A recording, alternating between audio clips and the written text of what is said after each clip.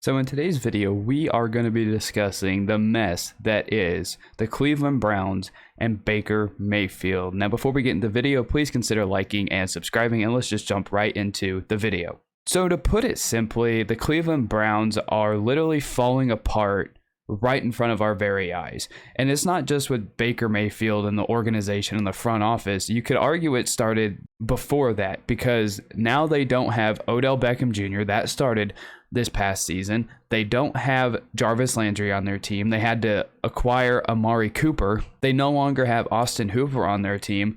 And then to put the icing on top of the cake, they also are now in a full-on battle war with Baker Mayfield. So the Browns are just a complete mess of an organization right now.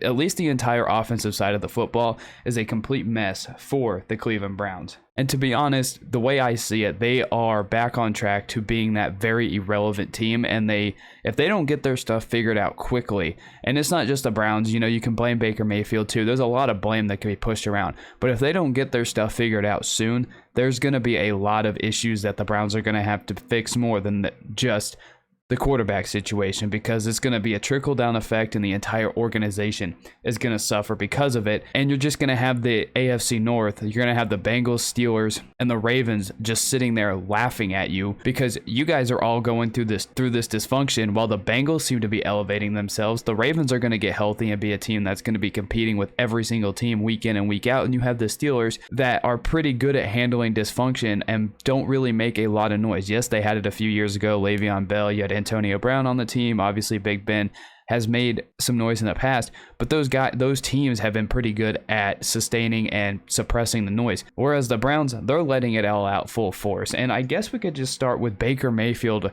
requesting a trade. Now, the trade request by Baker Mayfield, the more I thought about it, kind of made less and less sense the more I thought about it. Now, Baker Mayfield, what is going on in Cleveland, it kind of makes sense that he would want out, because there was reports that he wanted a trade, and it completely makes sense. The Browns, they were going after Deshaun Watson.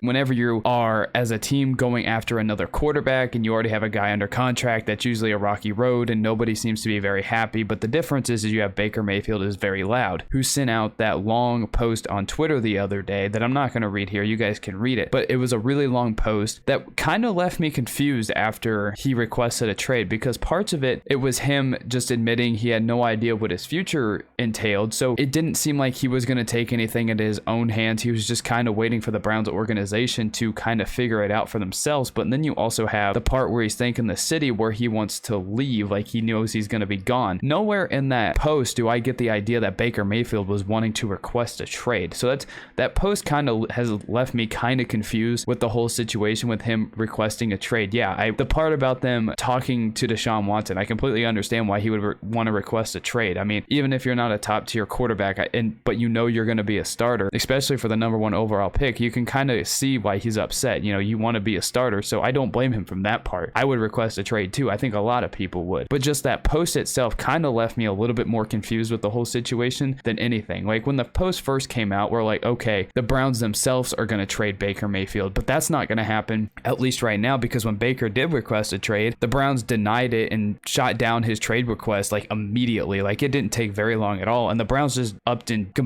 denied his request to be traded, and they did it very, very fast. So there's a lot of things and a lot of layers to this story that are actually like, it's just absolutely insane, because you have Baker Mayfield sending out that post, but then you have Baker Mayfield requesting a trade, but then you also have the Browns denying a trade, but then you also have the Browns openly being like, we want to upgrade at quarterback. So there's a lot of things and a lot of situations that are going to have to be figured out with this story. Now, in the long run, do I think Baker Mayfield's going to be off the Browns? I'm like, I think so, because I don't think you can bring a guy back whenever they're when an organization and yourself have put it in this situation. But it's really hard for me to really defend any side, because you look at the Browns side of it, it is kind of hard to defend them, because you did go after Deshaun Watson. You did start talking to other quarterbacks, and you did do it really without letting your franchise guy know. Albeit you are the organization, you do have complete control over your team and what pieces are added to it and what pieces aren't. But then you also have Baker's side of it, where he's making a lot of noise right now. He is making a lot of noise. It first started with that post. As I mentioned, it's still confusing me, and I don't understand it. Like, why would you thank a city, but at the same time thanking a city being like, I have no idea what my future entails? details, and then I think it was a couple days later requesting a trade. So it's just a very weird situation by Baker. It really seems like Baker is trying as much as he can to control this as much, like this narrative, as much as he possibly can. Now, I'm not going to defend, I'll defend Aaron Rodgers with him trying to control the narrative of what he wants to do. When it comes to Baker Mayfield, that's really hard for me to do because Aaron Rodgers is a back-to-back MVP. He's a 4-time MVP. His talent speaks for himself. His on-field play speaks for any issues that he might cause off the field. So Aaron Rodgers and Baker Mayfield are two totally different situations and two different guys in these situations. But then you also have guys on other teams. Look at Tua and Matt Ryan. The Falcons are looking into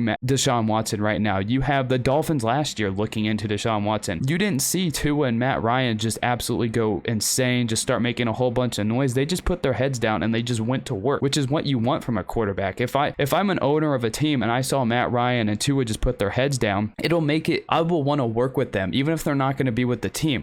I know Jimmy G isn't in that situation where they wanted Deshaun Watson really, but you look at Jimmy G, he knew his time likely is coming to an end in San Francisco. He didn't go out and just make a whole bunch of noise and just, putting out all these posts, demanding a trade, all these things. He just put his head down.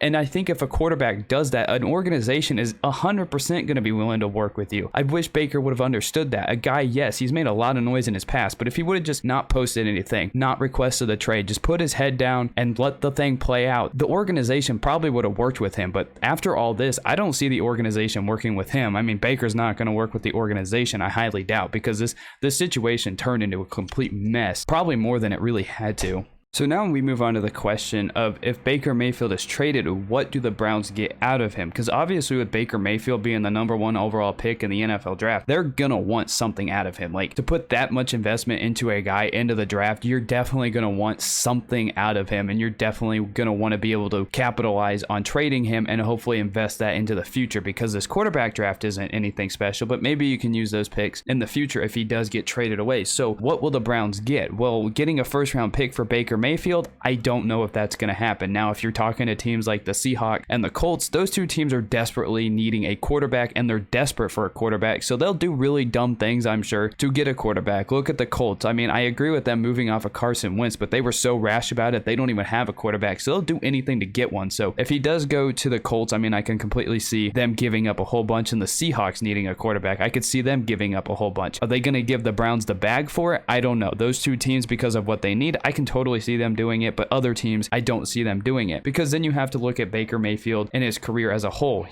But if you look at Baker's career as a whole, he's a sub 500 quarterback. He has one playoff win, and his play last year, I know he was injured. His play last year wasn't particularly well, so I don't know what the Browns would get for him. But all we know right now that we know is true. The Browns obviously want something for Baker Mayfield because they denied his trade request, so they weren't just going to let him walk. So they obviously wanted something for it. If they wanted to just get rid of him, they would have just traded him immediately. So obviously they want to get something out of Baker Mayfield, and it's obvious that it's obvious that Baker Mayfield wants to move on from Cleveland. Those are the only two things we know is true, and it's really hard to defend both, because you look at Baker, it's really hard to defend Baker because you have the Browns, who I thought set him up for success. They had OBJ, Jarvis Landry, Kareem Hunt, Nick Chubb, Austin Hooper. They had all this talent around him to be successful, and I get he was injured last year, but he played the whole season with the injury, so it's kind of hard to use that as an excuse. But then you look at the Browns situation, they probably could have went about this a little bit better. They probably could have treated Baker a little bit better and could have avoided this entire mess, to where now this entire offseason with the Browns is going to be a complete mess.